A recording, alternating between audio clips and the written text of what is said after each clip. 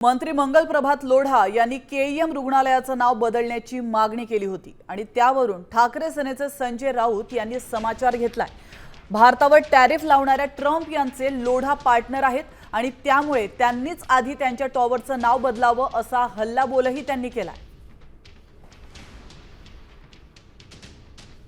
मांगनी नहीं, मैं तो सूचना लिहिली आहे ते किंग एडवर्ड आता स्वाधीन भारत आहे, आपले 75 वर्ष पूर्ण झाले। तो जे काही आपला जीएस हॉस्पिटल आहे ते बरोबर आहे, एडवर्डचं नाम कशासाठी त्यावर तुम्ही विचार करावा असं मी त्यांनी सूचना केली। लोकांसाठी आरोग्य सेवा केंद्र मोठं उभा केलं पाहिजे। यामध्ये जे काही सरकारी योजना केंद्र सरकार, महाराष्ट्र सरकार, महानगरपालिका सर्व योजनाचा लाभ लोकांना कसा मिळेल मेडिकल तर्फे यासाठी एक विशेष कक्ष स्थापित केला पाहिजे।